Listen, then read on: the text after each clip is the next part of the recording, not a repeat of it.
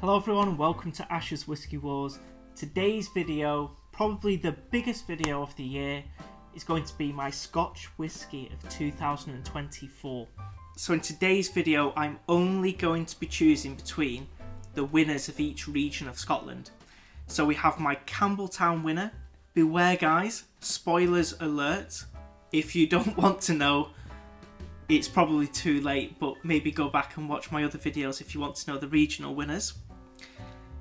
Because we have the Campbeltown winner of 2024, which is the Glen Scotia 10-year-old cask strength, which was amazing, just truly exceptional, so funky.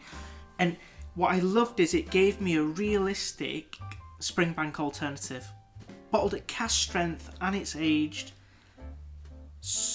A little bit of smoked salted marmalade jam on toast.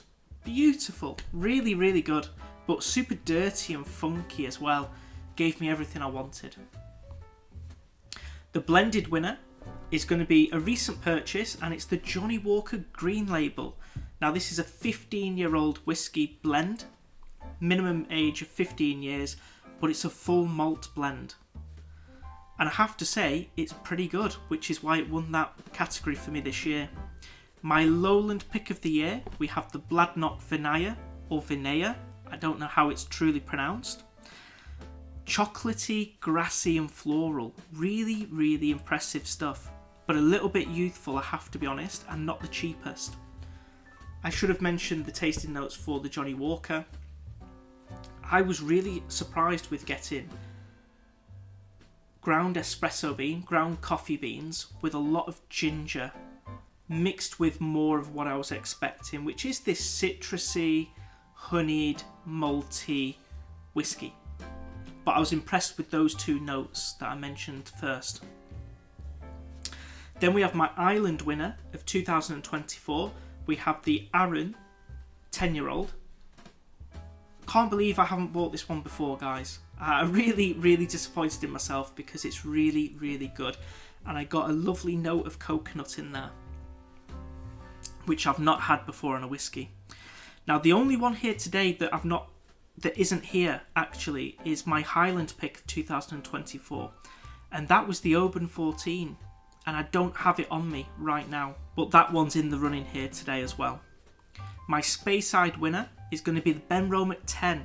Now, it was tough. The Craig Ellicky 13 was an amazing whiskey, to be honest with you guys, but I think the Benromach edges it for me.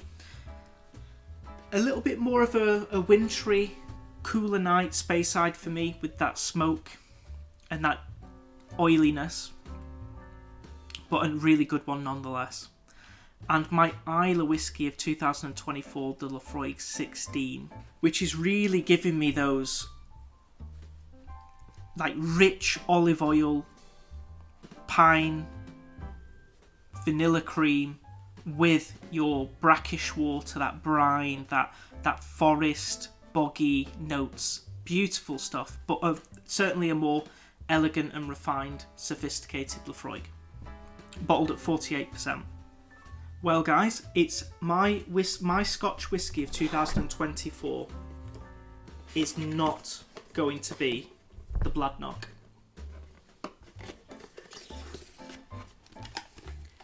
I just think for its price and for its age, it just doesn't get into the equation for this year's winner. And I think also the Johnnie Walker, even though I was impressed with it,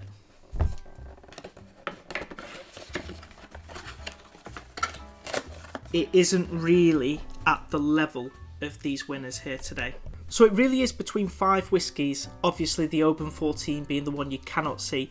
I should have really picked the Little Bay, the Oban Little Bay, as a place marker for it. Do you know, this is such a difficult decision, guys. Genuinely. So difficult. Wow, this is tough.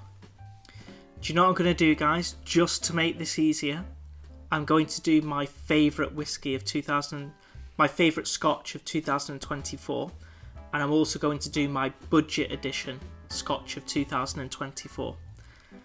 And that just makes it easier for me to decide.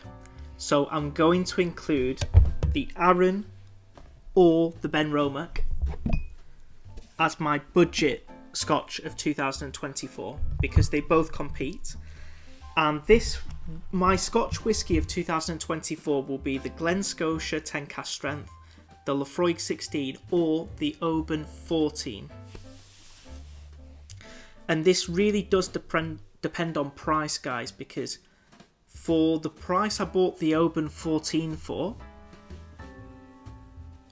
that would be my Scotch whisky of 2024. But unfortunately, in the UK market and not the German market, and I'm pricing these on the UK market at £70, it doesn't quite exceed these two, especially considering that Glen Scotia was £50. Okay guys, you guys know my favourite Islay whisky is the Laphroaig 16, but it is £85 in the UK, and therefore I've made my decision. My Scotch whisky of 2024 is the Glen Scotia 10 cask strength. I know I've just surprised a lot of you. I actually surprised myself too, but I made it easier by going for a budget pick later. And actually you could argue the Glen Scotia could have fit in that budget pick because £50 for an aged cask strength whisky from Campbelltown is actually pretty reasonable.